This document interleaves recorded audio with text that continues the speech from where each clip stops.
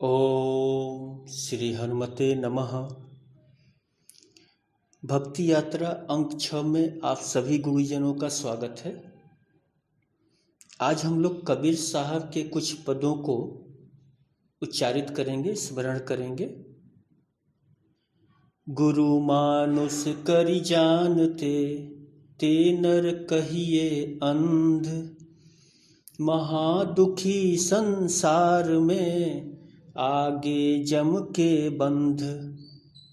तीन लोक नवखंड में, गुरु ते बड़ा न कोय। करता करे न कर सके, गुरु करे सो होय। गुरु समान दाता नहीं, जाचक शीस समान। तीन लोक की संपदा, सो गुरु दीन्हा दान। गुरु कुम्हार शिष्य कुंभ है, गढ़ गढ़ काढ़े खोट। अंतर हाथ सहारा दे, बाहर बाहे चोट। तो बड़ा प्रसिद्ध पद है कबीरदास जी का। कबीर साहब कहते हैं कि गुरु कभी मनुष्य नहीं होते। एक अंधा व्यक्ति ही गुरु को मनुष्य कहेगा, क्योंकि जिसे हम गुरु कहते हैं वह मनुष्य के रूप में हो सकता है, पर मनुष्य नहीं होता है।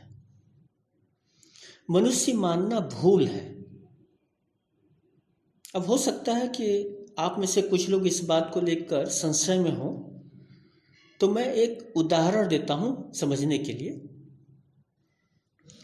माता पिता को कुछ अर्थों में गुरु कहा गया, एक सीमित अर्थ में। अब मेरा सवाल है कि क्या आप अपने माता पिता को एक साधारण स्त्री पुरुष मान सकते हैं? आप लाख कोशिश कीजिए, अपने पिता को मनुष्य के रूप में नहीं मान पाएंगे, माता को नहीं मान पाएंगे, क्योंकि आपके लिए वे ब्रह्मांड है, अस्तित्व है। तो कबीर साहब का स्पष्ट आदेश है कि गुरु मनुष्य नहीं होते। फिर किसी का गुरु ग्रंथ होता है, किसी के लिए मंत्र गुरु होता है, किसी के लिए शास्त्र गुरु होता है। तो कबीर साहब कहते हैं कि महादुखी संसार में आगे जम के बंध, यानी ऐसे लोग जो गुरु को मनुष्य समझते हैं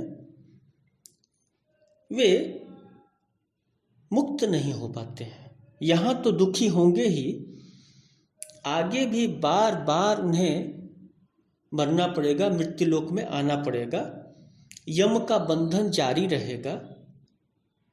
इस संसार में गुरु से बड़ा कोई नहीं है, इस अस्तित्व में कोई नहीं है।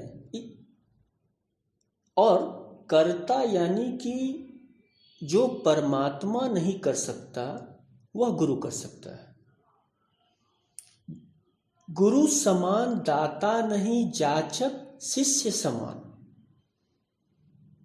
और गुरु दान देता है, दान तभी दे पाएगा जब शिष्य अहंकार शून्य हो, जाचक के रूप में आए, भिखारी की तरह गुरु के सम्मुख प्रस्तुत हो। और आगे कबीर साहब ने एक बड़ी प्यारी बात कह दी कि गुरु कुम्हार शिष्य कुंभ, यानी गुरु कुम्हार है और शिष्य जो है वो घड़ा है, घड़े की तरह है। कुम्हार जब गढ़ता है, मिट्टी के घड़े बनाता है, तो बाहर से एक हाथ से चोट करता है और उसका दूसरा हाथ घड़े के भीतर से सहारा भी देता है। तो गुरु भी भीतर से सहारा देता है कुम्हार की तरह, कि घड़ा अभी टूट न जाए, शिष्य अभी टूट न जाए क्योंकि कच्चा है।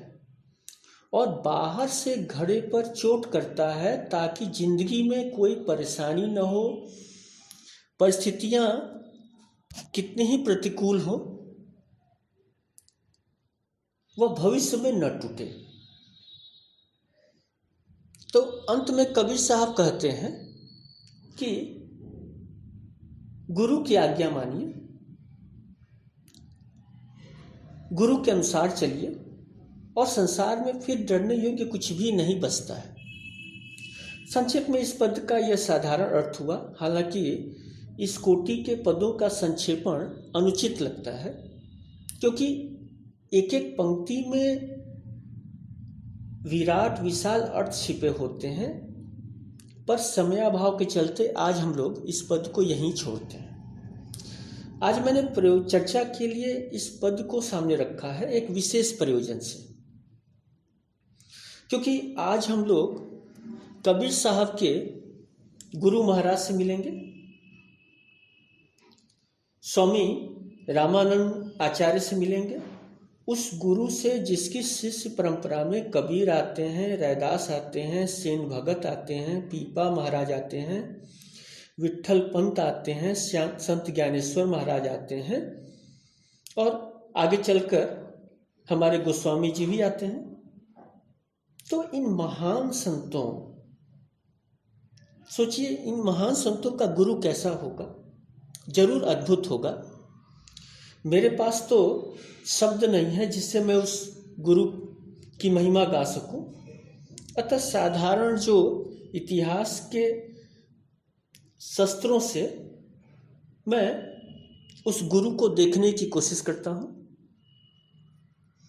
भक्ति यात्रा अंक 5 में हम लोगों ने चतुर्थ संप्रदायों, श्री संप्रदाय, ब्रह्म संप्रदाय, रुद्र संप्रदाय और सनकादिक संप्रदायों पर थोड़ी सी चर्चा की थी। श्री रामानुजाचार्य द्वारा स्थापित श्री संप्रदाय में ब्रह्म को पुरुषोत्तम माना गया और भगवान विष्णु की उपासना का विधान किया गया। उसे सगुण सविशेष माना गया और जीव को उस परम का सेवक माना गया। रामानुजाचार्य की शिष्य परंपरा देश में कालांतर में हम देखते हैं कि बराबर फैलती गई और विक्रम संवत 14वीं शताब्दी के अंत में वैष्णव संप्रदाय के प्रधान आचार्य श्री राघवानंद जी, जो कि उन दिनों काशी में रहा करते थे, अपने बाद श्री संप्रदाय की रक्षा के लिए श्री रामानंद जी को दीक्षित किया। यह बात रामानुजाचार्य के 300 साल के आसपास की है। आज भी श्रीमठ जहाँ रामानंद जी दीक्षित हुए थे, बनारस के पंचगंगा घाट पर स्थित है और रामानंदी संप्रदायों का वह गुरुद्वारा है। तो रामानंद जी हालांकि श्री संप्रदाय की शिष्य परंपरा में आए, राघवानंद जी ने उन्हें दीक्षित किया, लेकिन उन्होंने कुछ परिवर्तन किए, कुछ छूट दी। सगुण पर बल था, पर निर्गुण रूप से भी साधना की उन्होंने छूट दी। विष्णु भगवान के अनेक रूपों में उन्होंने श्री राम रूप को ही लोक के लिए, विश्व के लिए अधिक कल्याणकारी समझा। इनके इष्ट देव राम हुए और मूल मंत्र राम नाम। आगे चलकर रामानंदी संप्रदाय में हम देखते हैं इतने योग्य साधु महात्मा संत हुए कि उसे एक स्वतंत्र संप्रदाय समझा जाने लगा और लोग आज रामानंदी संप्रदाय या रामावत संप्रदाय भी कहते हैं।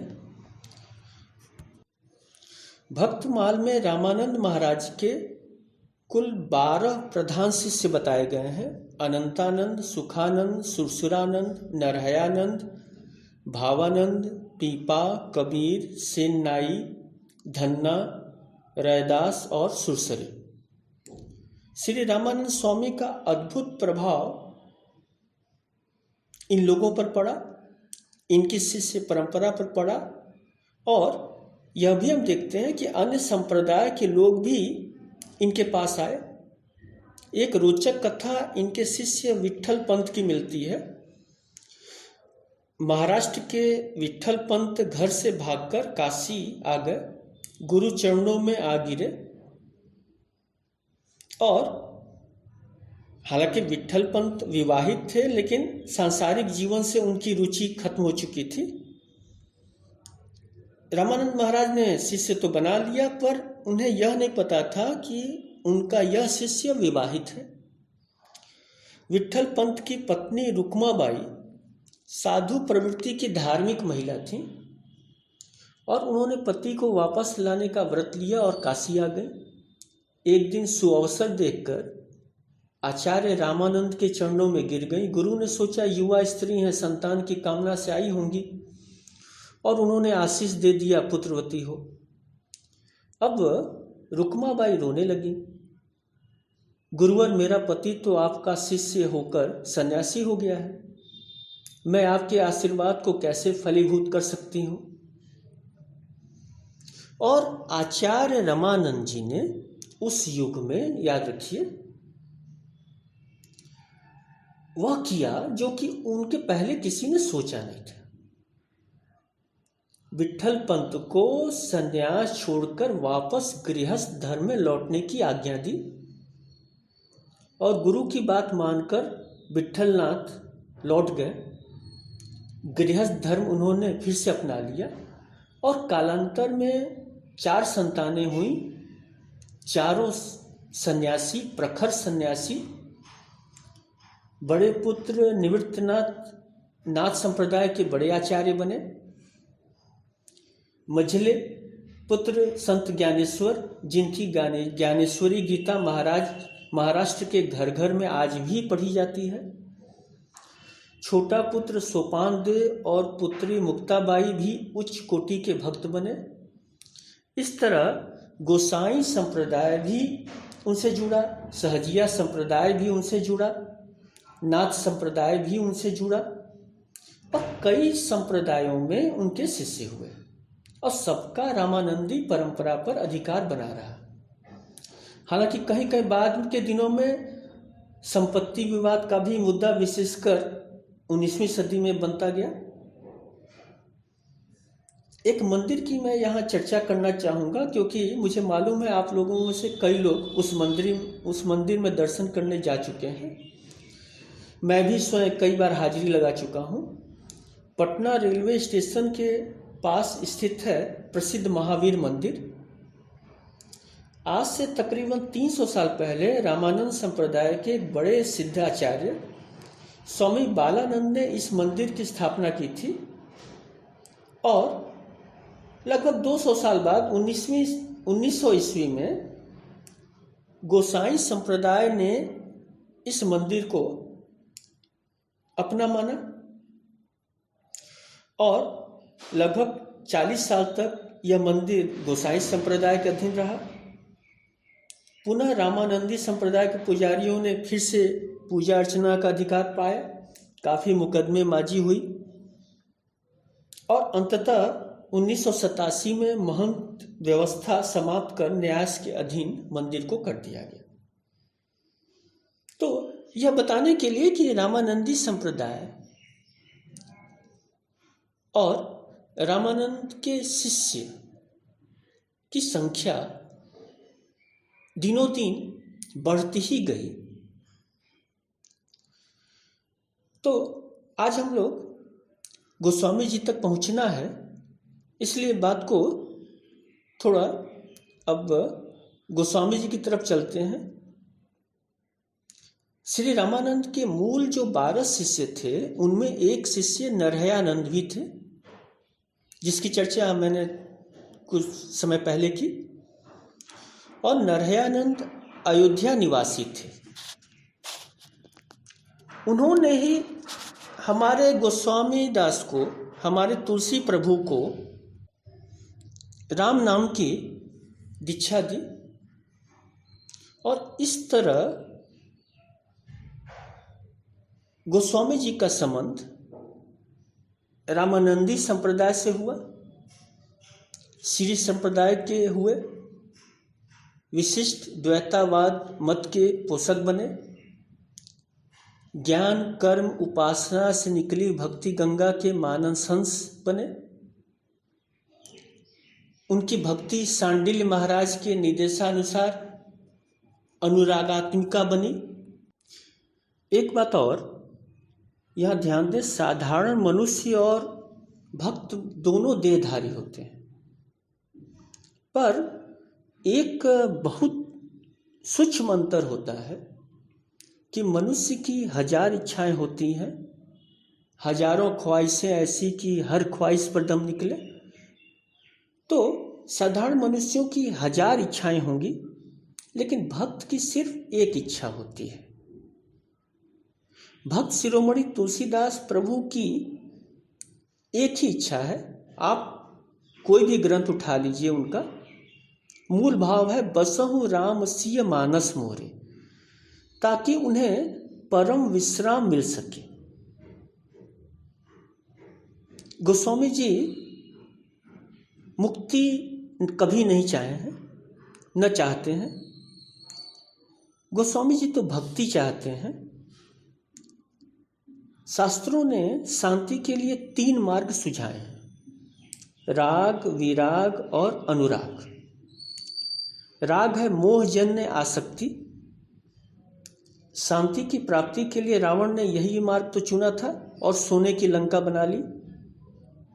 और अगर ईमानदारी से देखें, हम अपने आप को टटोलें, तो हम भी रावण के ही पथ का अनुसरण करते हैं। दूसरा मार्ग है विराग का। यह हनुमान जी का मार्ग है, जो कि मुश्किल है, खास करके गृहस्थों के लिए। एक तीसरा मार्ग है अनुराग का। और शांति के लिए नरावतार प्रभु श्री राम इसी मार्ग पर चले। माता जानकी भी का भी यही मार्ग है, और हमारे पूज्य चरण बाबा तुलसी का भी यही मार्ग है। तो हमें यह कोशिश करनी होगी कि हम राग से विराग की तरफ तो नहीं जा पाएंगे, लेकिन कम से कम राग से अनुराग की तरफ तो बढ़ जाए। भक्ति यात्रा का प्रथम चरण यहीं हम समाप्त करते हैं। आगे हम लोग सबरी माई के यहाँ बैठेंगे और माई से पूछेंगे कि प्रभु श्री राम ने आपसे नवधा भक्ति के बारे में क्या कहा। आपको सावधानी से सुनने के लिए प्रभु ने कहा था, नवधा भक्ति कहूँ तो ही पाही, सावधान सुनु धरु मन माही। तो हे माता, प्रभु ने आपको सावधानी से सुनने के लिए कहा था, तो आपने सावधानी से बात सुनी थी या नहीं। और एक वैसे भी आगे की यात्रा के लिए हम लोग को भी कुछ सावधान रहना होगा, क्योंकि अब तक की यात्रा बहिर यात्रा थी,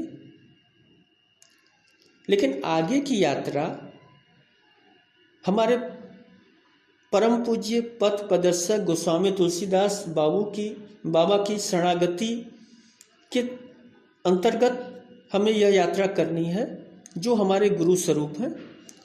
और यह ग्रंथ श्री रामचरितमानस भी गुरु स्वरूप है, अतः श्रद्धा की आवश्यकता होगी, तभी हम कुछ प्राप्त कर पाएंगे। अगर साहित्यकार की नज़र से देखने की कोशिश करेंगे तो मैं आपको भरोसा दिलाता हूँ कि हम लोग के हाथ कुछ भी नहीं लगेगा, सिर्फ वाद और विवाद को छोड़कर। तो आज बस यही। नमस्कार।